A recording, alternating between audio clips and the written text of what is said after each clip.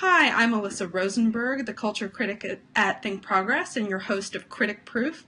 And I'm here today with Marc Tracy, who's a staff writer at the New Republic, because I wanted to discuss a provocative and I think really important article that he wrote about sort of the way that blogging is, if not dying, changing. And that's, of particular interest to me as someone who watches and reads a lot of media.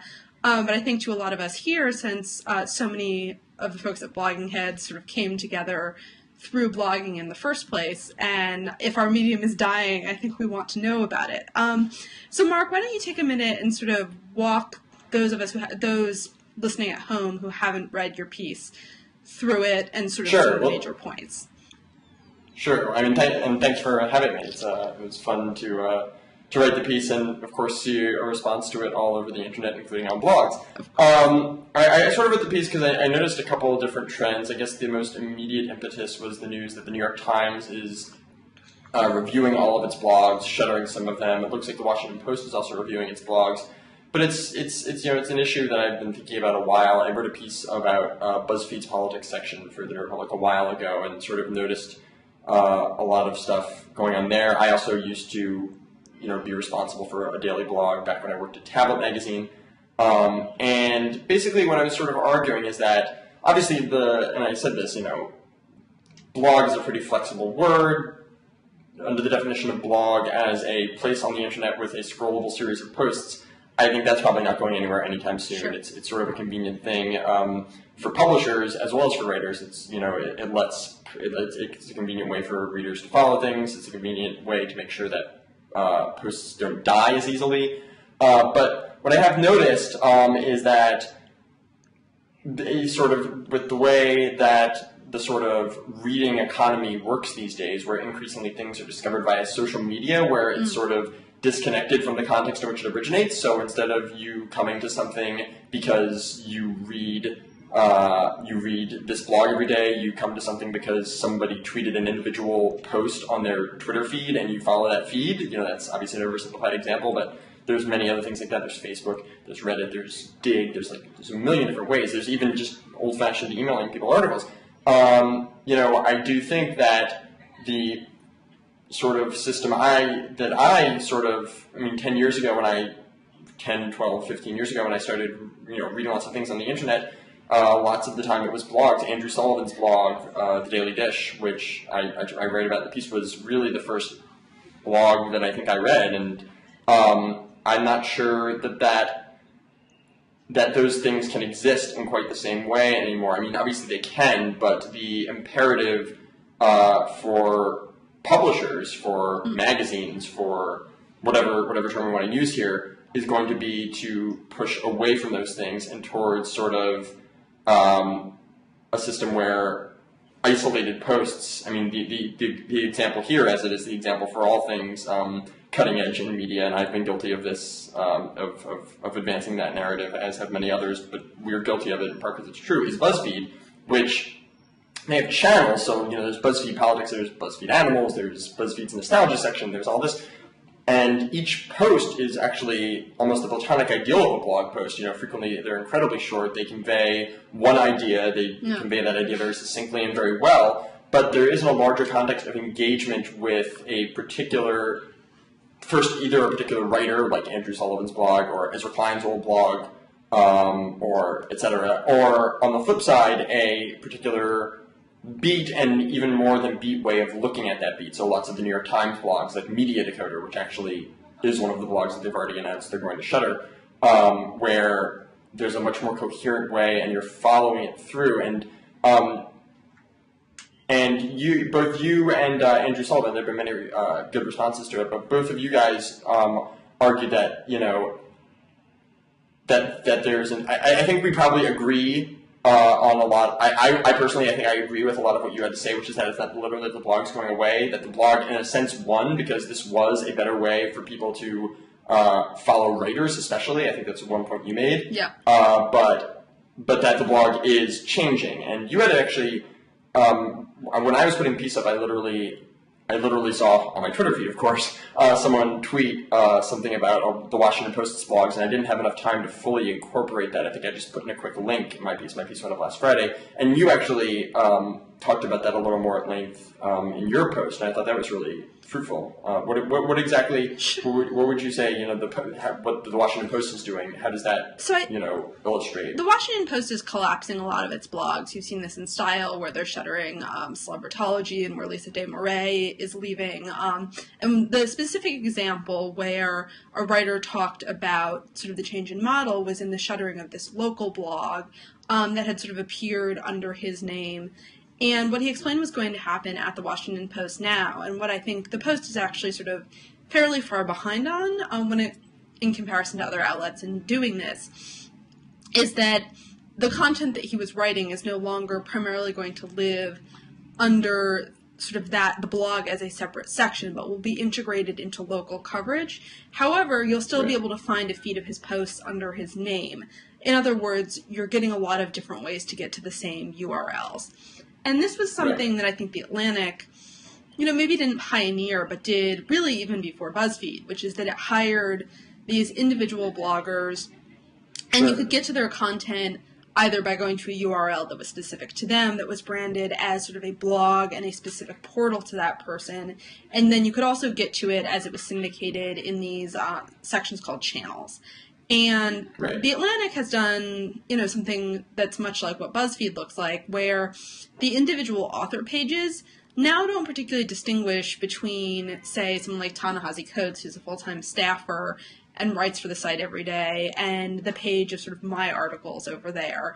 So the sort of bloggy branding has disappeared, but it's very easy to follow an individual author if that's how your interests lie. And what I sort of wrote about the Post and about this development in general is that blogging has stopped serving as a way for people who didn't have other opportunities to publish their thoughts, and now exists as a tool primarily to give readers options in the different ways that they want to read. And so a publication uses sort of blogging and cross-posting and cross-pollination to serve the different reading styles of readers. And I think there are a lot of people... And there are a lot of people who I think are attached to individual authors. I read, Kate Arthur and Louis Peitzman at BuzzFeed in a way that I don't necessarily always read the rest of the entertainment section. On the other hand, I read everything that the AV Club publishes in TV Club because I both love Todd Vanderwerf's work in particular, but I want to get everything, or at least, a headline feed of what that site is doing. And so I think that blogging isn't dead. It won.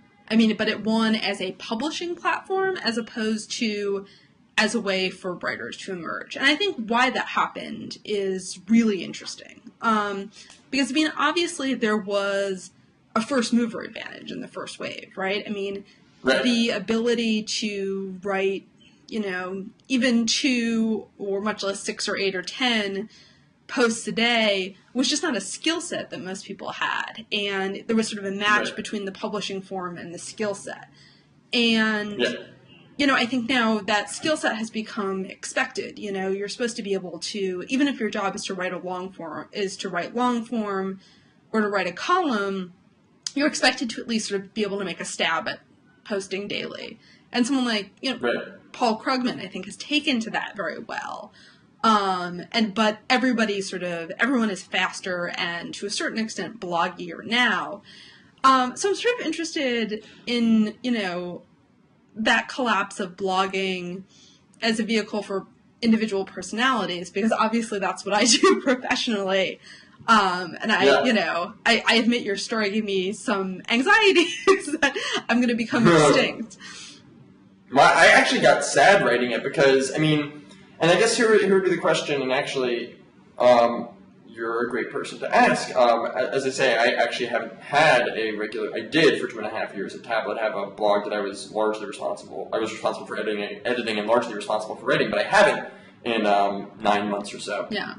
Whereas you still do, and I guess I wonder, because you're right, that it's still very viable to follow readers, whether you bookmark their website, whether you go to the channel where they post, whether you follow them on RSS. I actually still use Google Reader. I don't know what I'm going to do when Google Reader dies, but I'm actually still an RSS user. Yeah, I understand that makes you kind of outdated, right? Yeah, I'm the same way. You do. I think it's almost most useful for journalists, actually, for journalists who need to.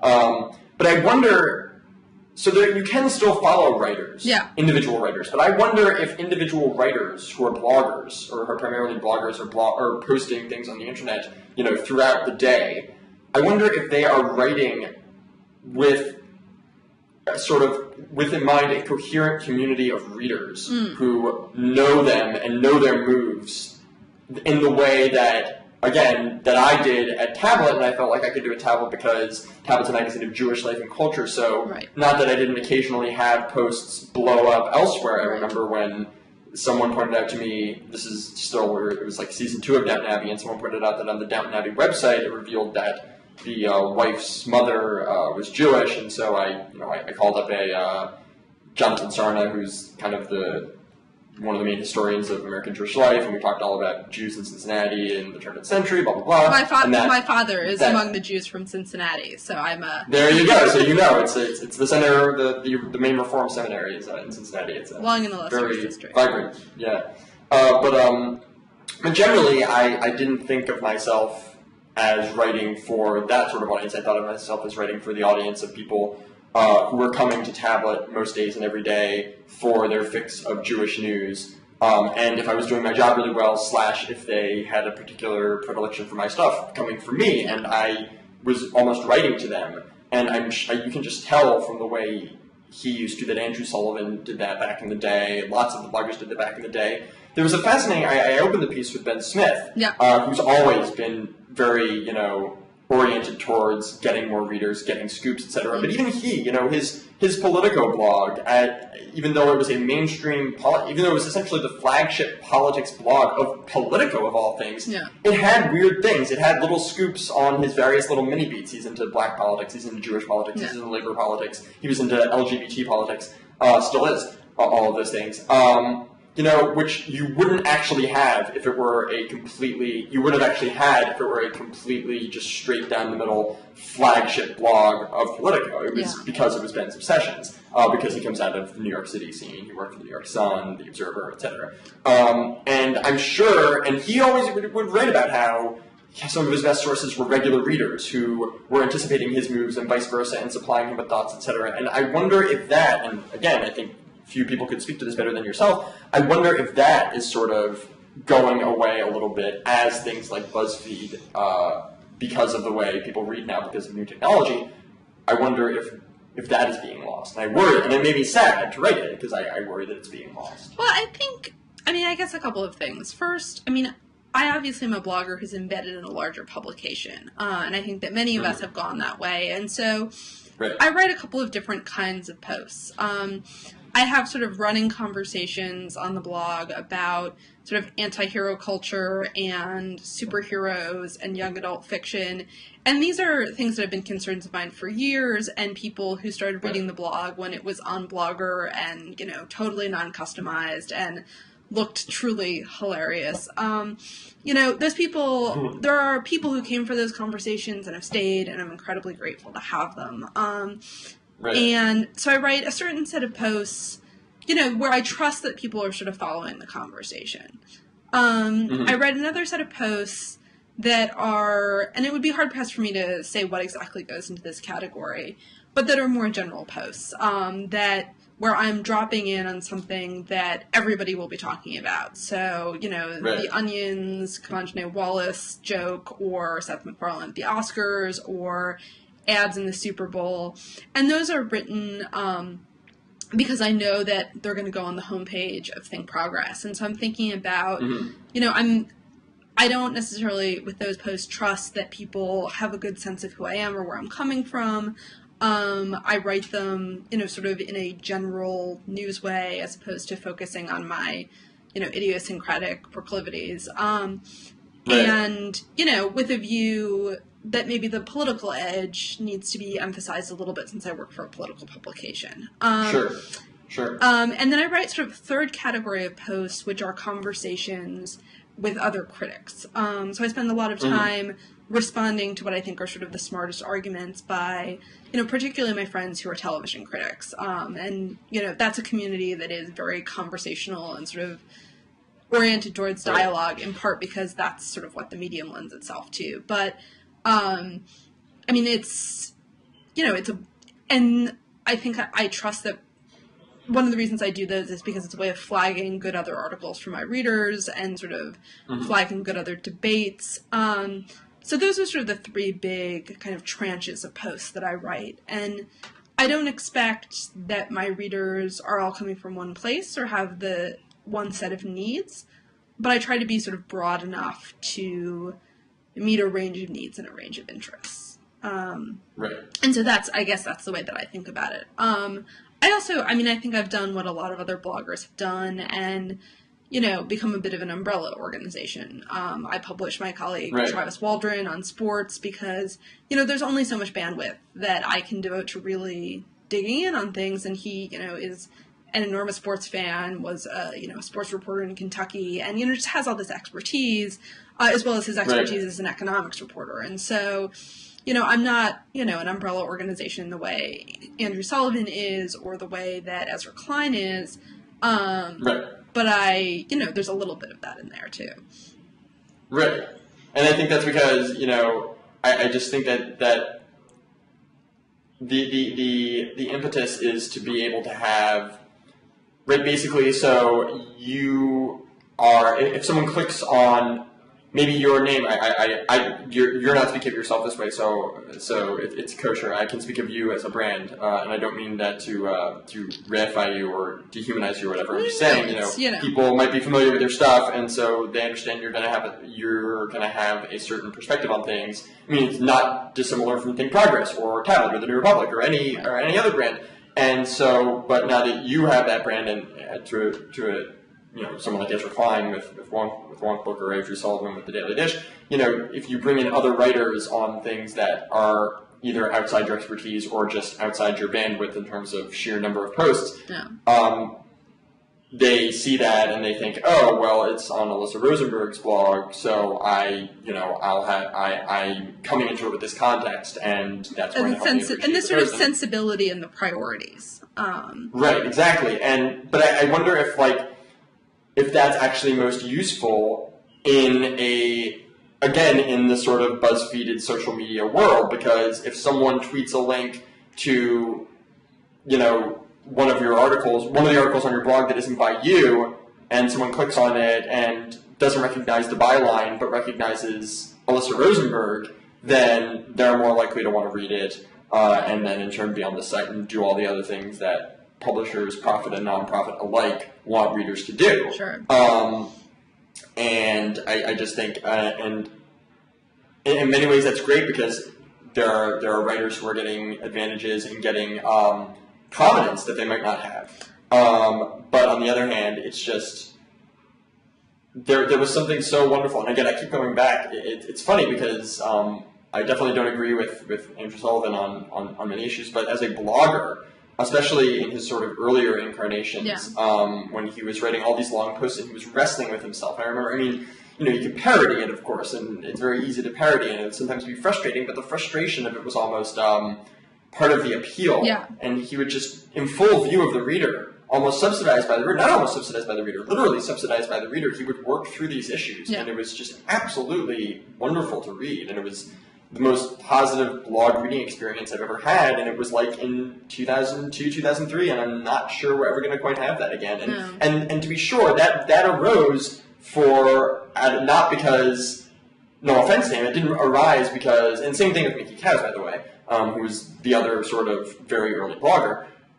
It didn't arise necessarily just because Andrew Sullivan said, oh, this will be really compelling if I do this way. It arose, I imagine, because he realized that this medium was available to him and that this was a good use of it, and that the way to get people to read it, to check back every day, would be to have multiple posts and have them almost form a certain narrative. You're almost following a story. I think in my post I called it like a soap opera peg to the news cycle, which again, Andrew's style and politics particularly lend themselves to be sure.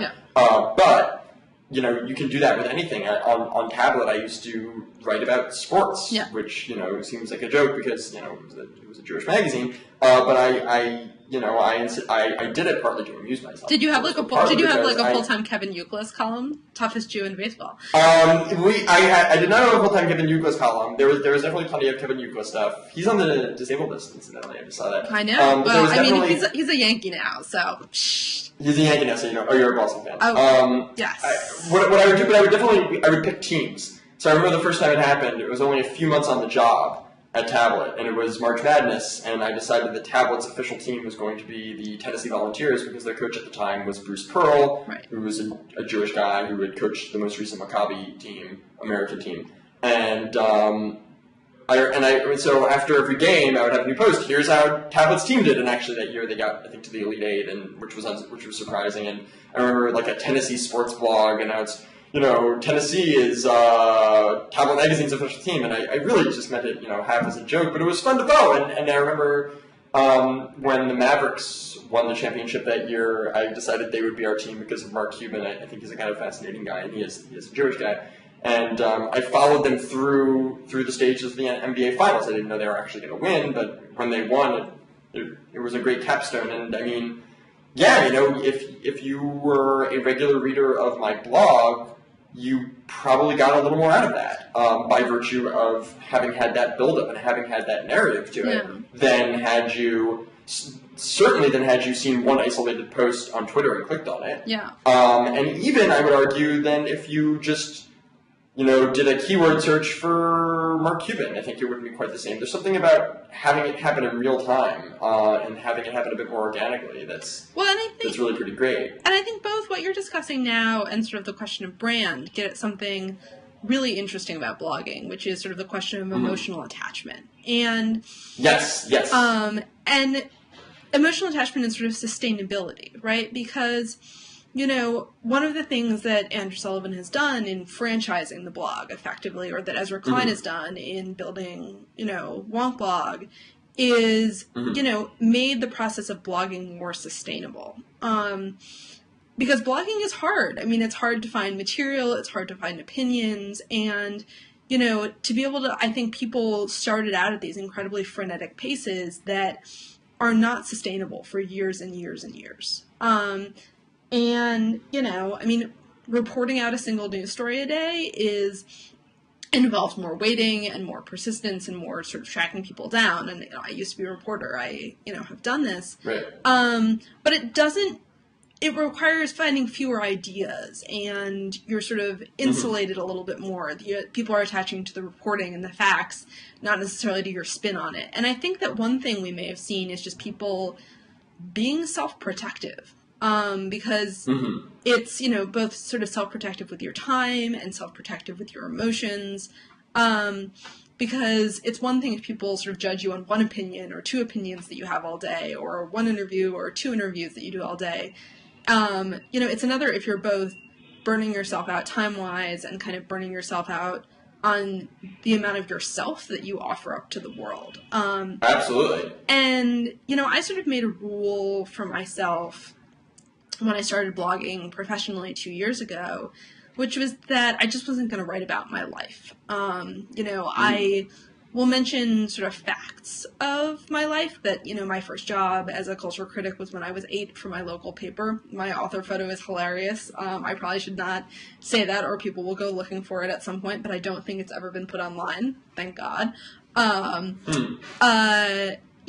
I'll mention, that I have a boyfriend, I have parents, I have siblings, but, and, I'll mention if I'm sort of struggling with an idea, but I decided, and I think, learning from some of the people that come before me that my life really had to be my own, and that, I don't think my brand online or, anything that I write is inauthentic, but it's not the sum total of me.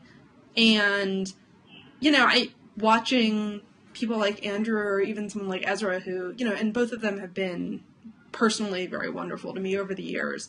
I think it's hard to have yourself out there for a long period of time. And I look at my fellow bloggers who, retweet me and things that people say about them and sort of are feisty and engaged. And that takes a lot of emotional energy. I am impressed by that. Yeah, it does.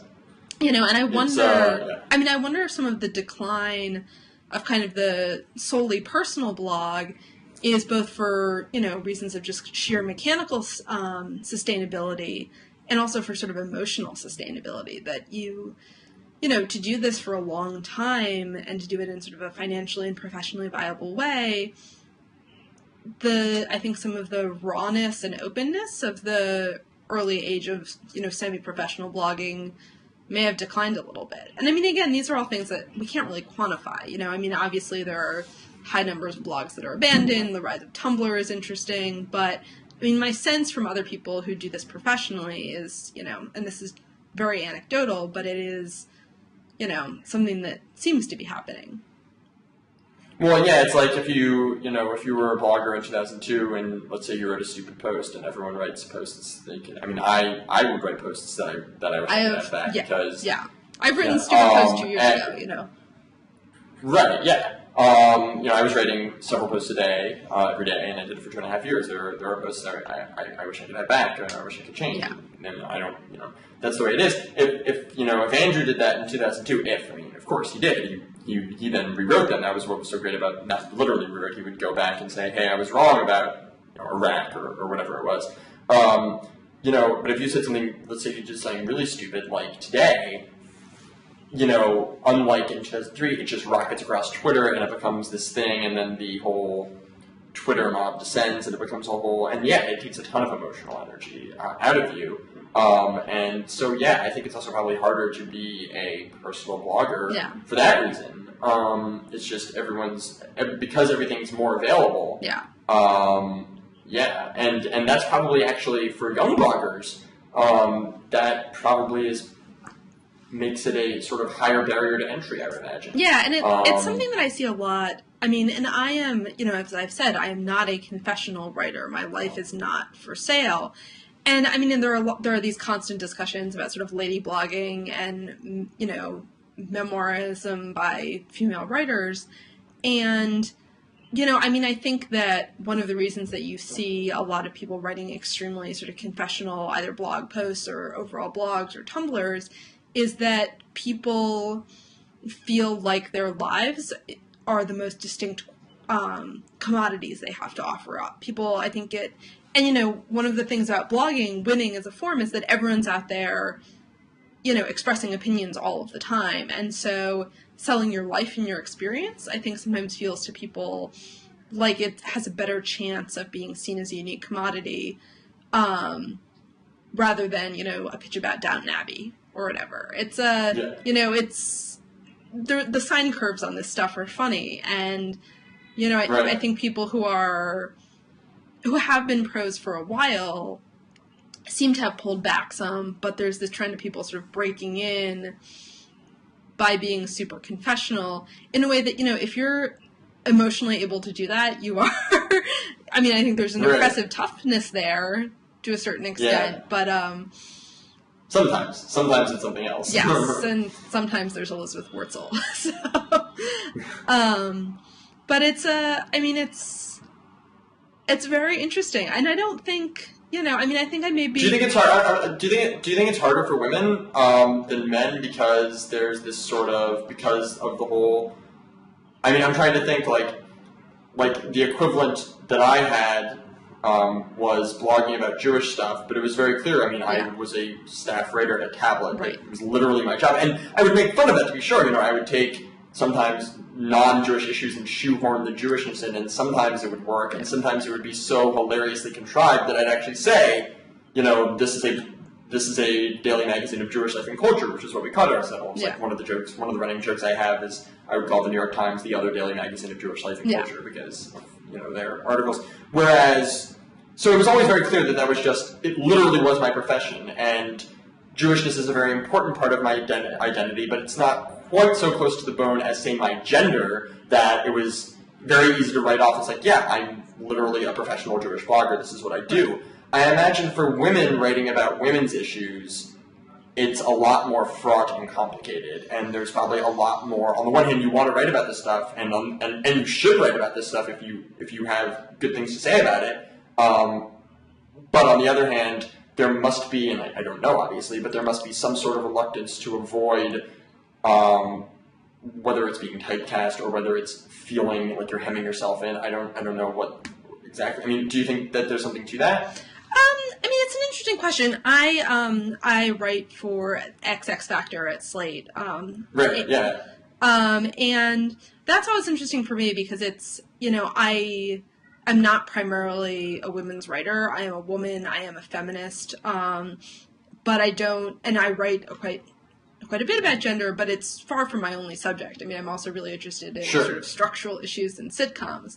And it's very interesting sort of being on, part of that site and part of the sort of email discussion list for that site with, other women who write about sort of women's issues more than I do. I think there are obviously a lot of factors here, right? I mean, I think that both men and women get harassed an enormous amount on the internet. And I think that the kinds of harassment that are aimed at women are sometimes more likely to be directly sexual or threatening, although certainly all of my male friends who write for the internet have had their sort of looks and sexual vitality and everything else called into question as well. So there are a lot of versions of ugliness to go around. Right.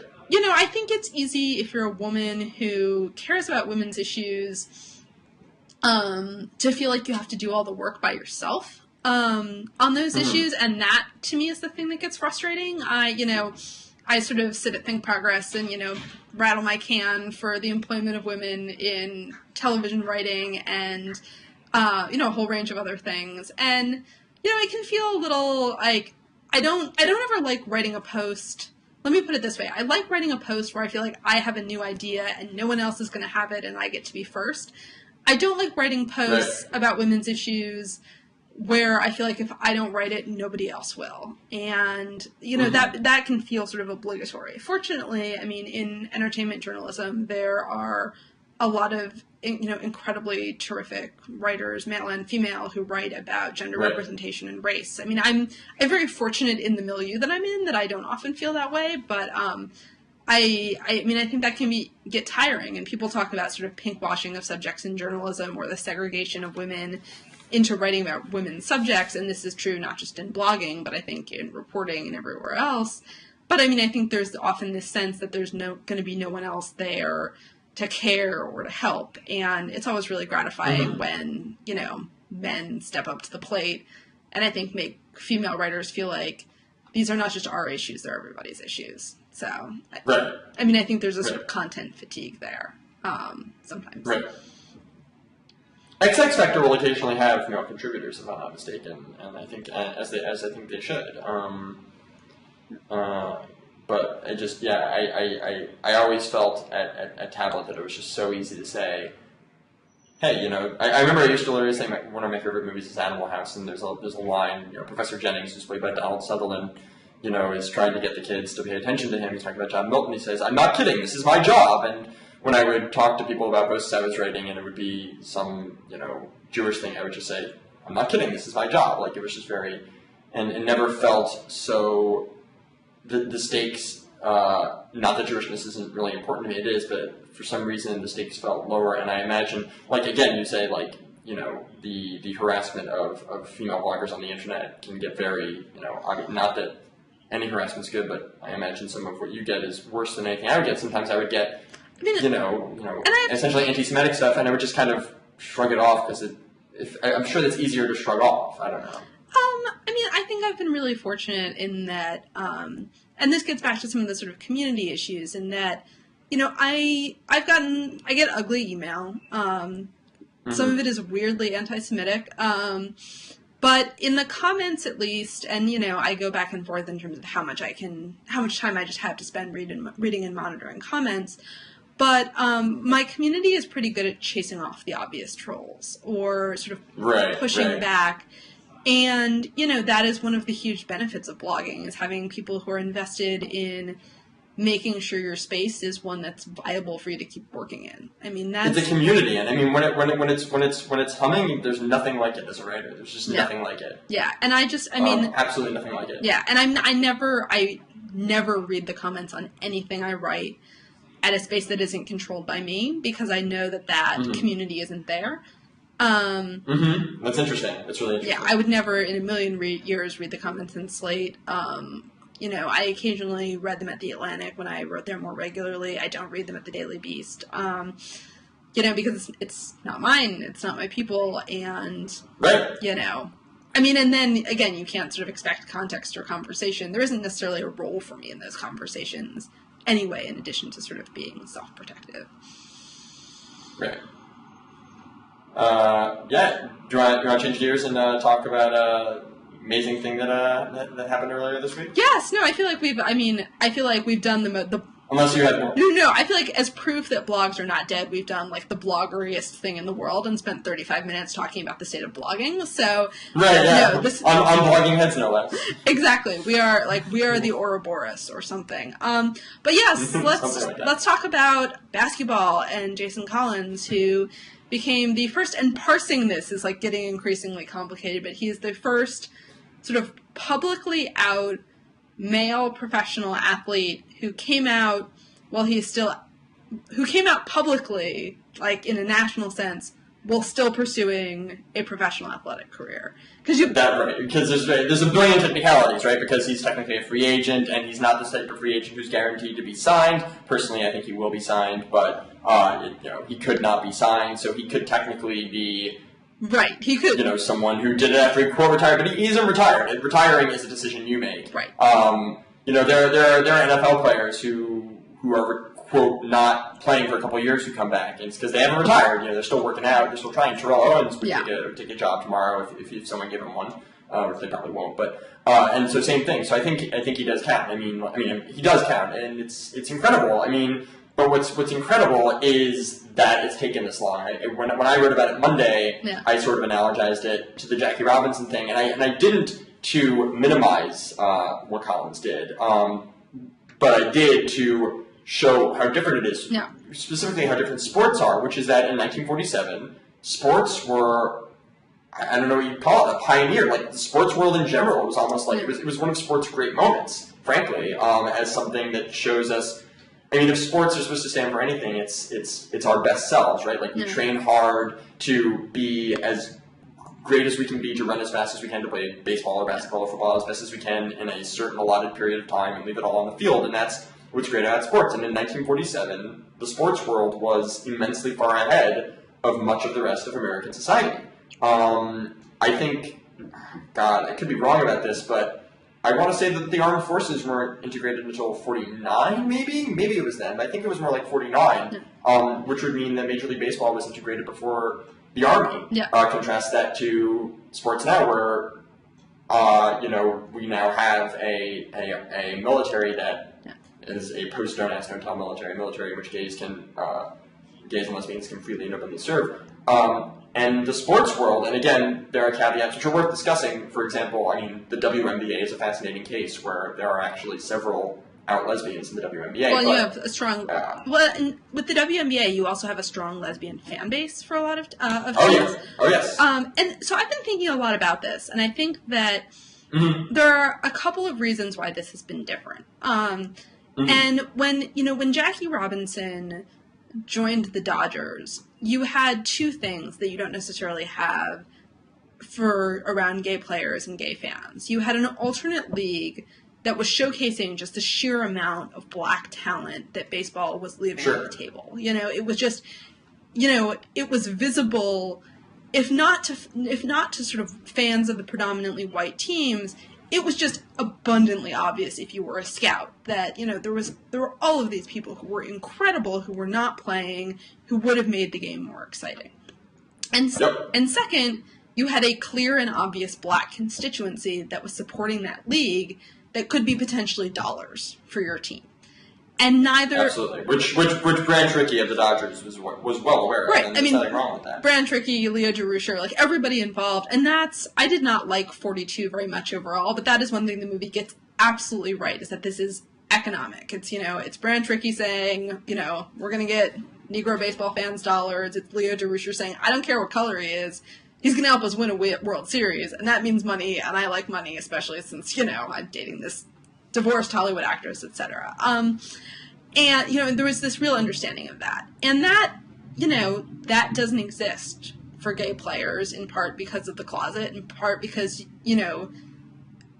gay players are not visibly excluded from the game. There is no, gay Major League Baseball league. There's no gay NFL. And so you don't get either the separate pool of talent that is sort of obviously there and obviously a waste, and you don't have the separate gay fandoms. One of the things that, I think has been really heartening and interesting, Benji Sarlin wrote a great piece about this for The Classical, is that... The bar on U Street, right? Right. Well, yes, about Nelly's, which is the best gay bar. Right. It's the best sports bar in D.C., and it's a gay sports bar.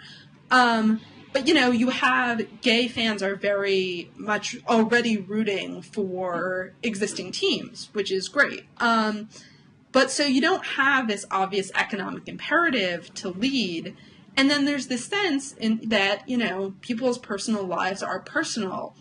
Recruiting a gay player would, sort of be fishing around in someone's life. And that's, that's an interesting, that's an interesting conundrum, right? Because I think there's this real tension in terms of coming out in sports between wanting someone to come out and sort of being impatient with people who don't come out, while also trying to respect people's autonomy. We have the sense that a gay player coming out in all of these leagues is really important, but, that person has to do it in their own time. These people have to do it in their own time. We can't, there's no victory if we drag people out sort of kicking and screaming.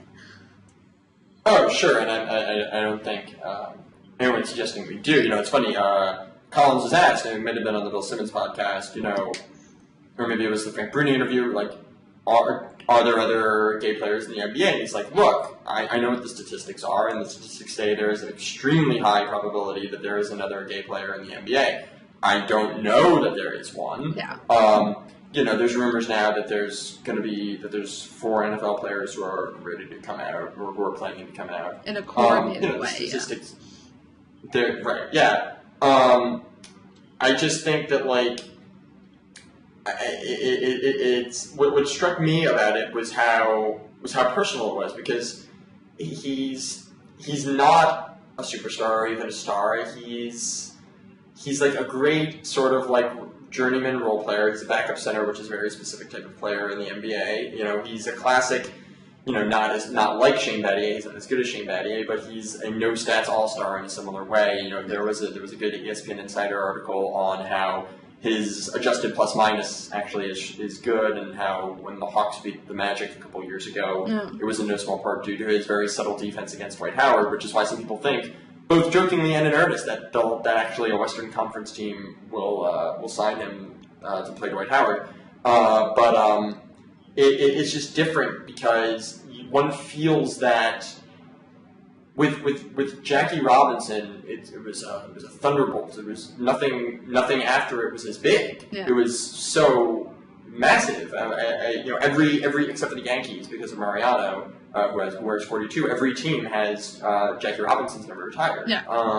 That's not going to happen here, and nor should it. And it's just, I wonder if it's partly the things you just said, along with the self-evident fact still worth repeating, that you can't hide blackness in the way you can hide gayness.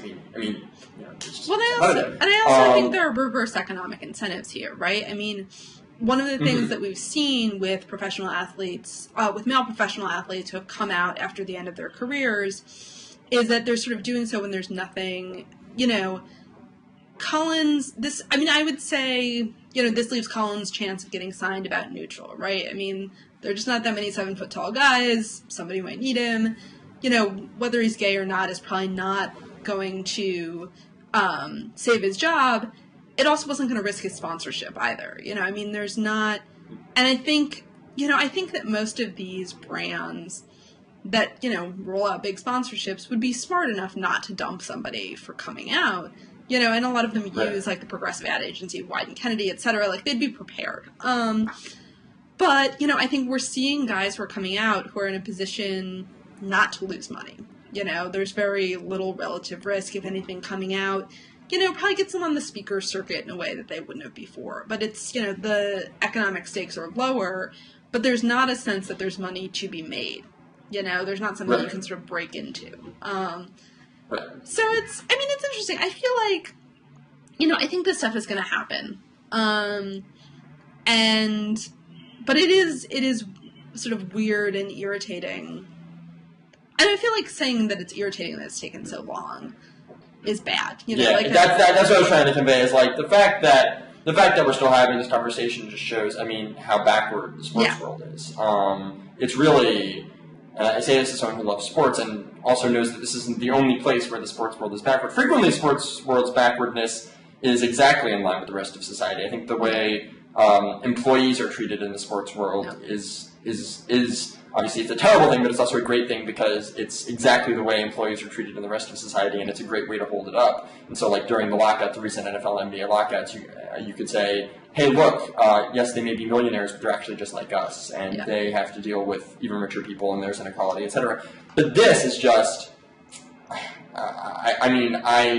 sure, I grew up inside the Beltway, and I now live in New York City, so maybe I don't have the best sense of what acceptance of gays is like throughout the country, but I have to think it's better on average than in the sports world because it's really putrid. Except to say that, with very few exceptions, Collins did get a lot of support from the NBA community. Apparently Tim Hardaway, who I believe said, I think it was him, has said something back in the past about gay people that was not positive, called him.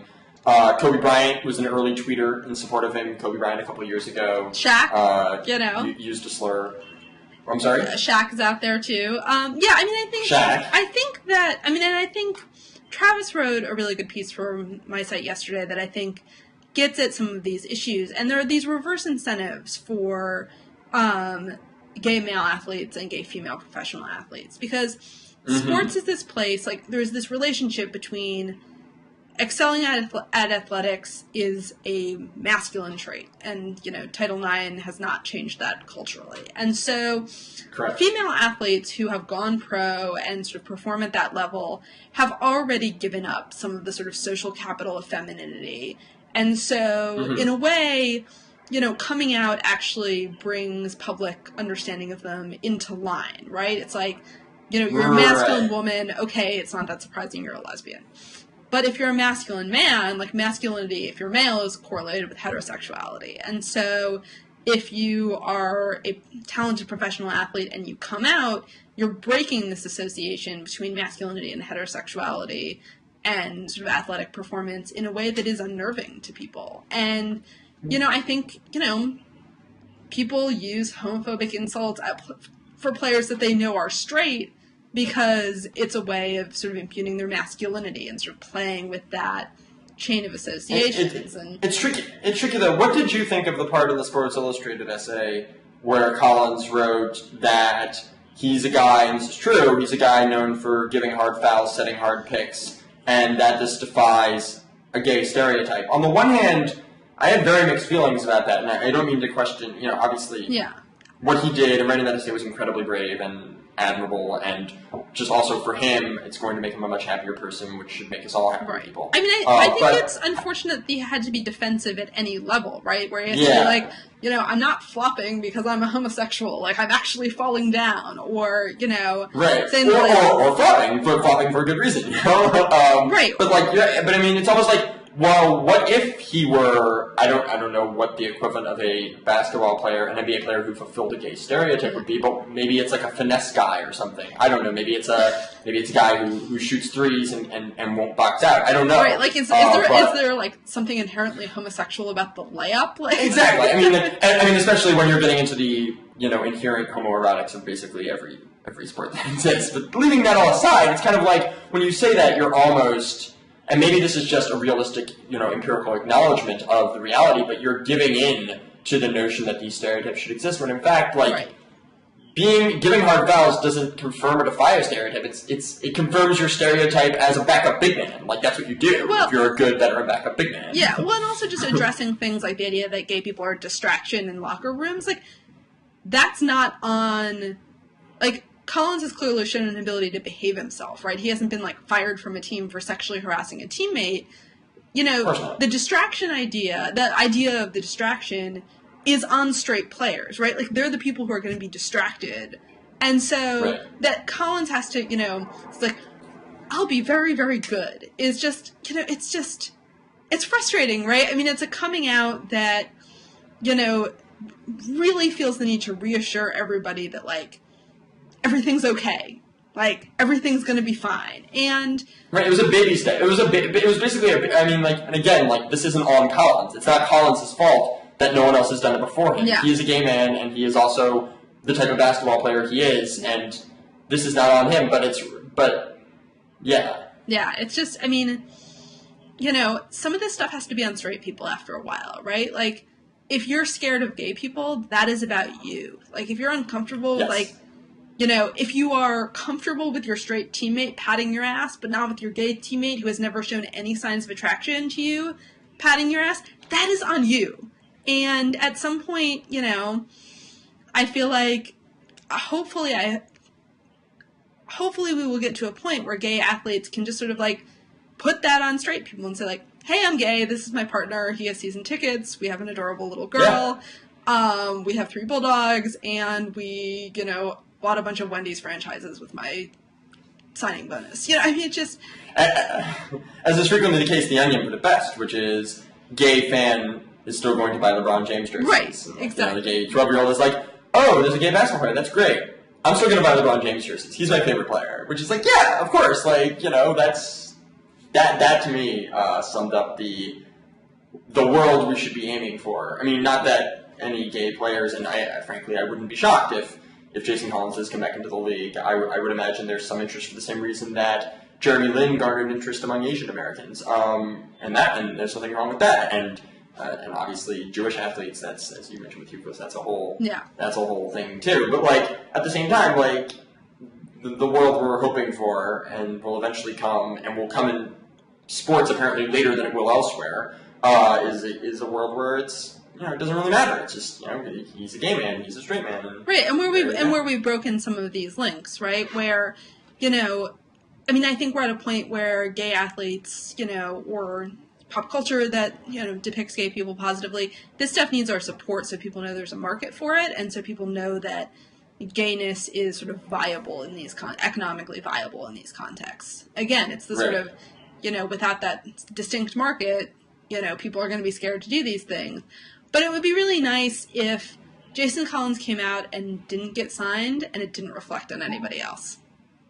Right. That, like, a world where it's okay for gay people to both be out and to sort of, to fail and to not have it reflect on all gay athletes, that is what equality looks like.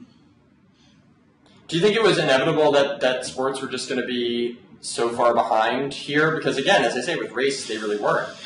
Is it just built into the sports ethos? I don't know that it's built in. I do think that, I do think that because of the relationship between sports and masculinity, that things were going to be slower. But do I think that, teams could have been, I think that, like, the leagues could have been more sort of publicly aggressive? If I were Roger Goodell, I would have said publicly, like, any gay member of my league who comes out will be supported. We will vigorously enforce, non-discrimination employment policies, and we'll make it really clear to fans that homophobic slurs are the equivalent of drunkenly punching a guy in the face in the stands, and you will be ejected and banned. I think that, I don't know that, I don't know what else they could do, but I do think that, sort of actively communicating to people that homophobia is a form of disruptive behavior, that,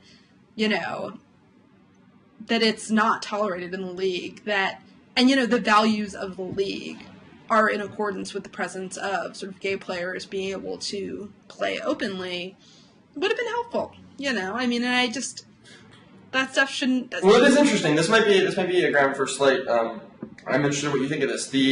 One of the very few actually negative tweets in response to Collins was from Pittsburgh. I think he's now with Miami, but former Pittsburgh Steelers wide receiver Mike Wallace, who, it was a dumb. I think it was something along the lines of, like, whatever. Like, I don't really. I don't know if he said this.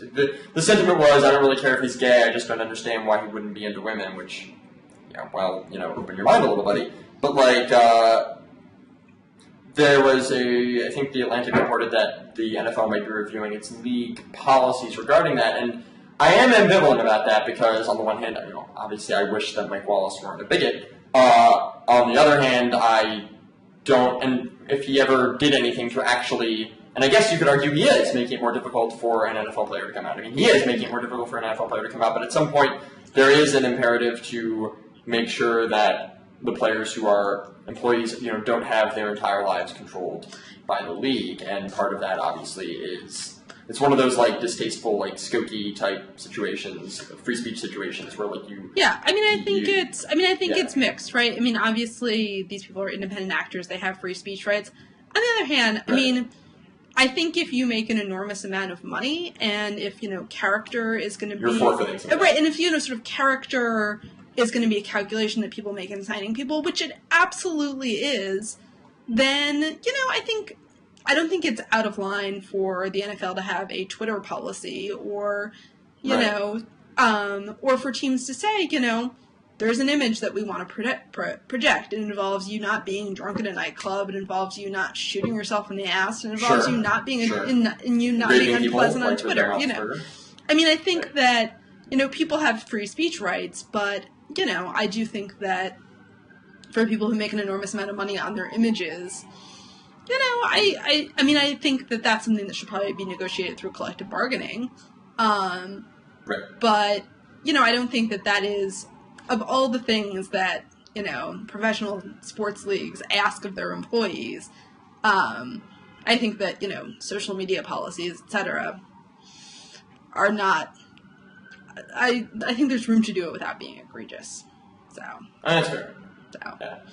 Well, speaking of free speech, we are nearing the end of our time. I wanted to thank you for being such a wonderful guest, even if you are prophesying the potential end of my profession.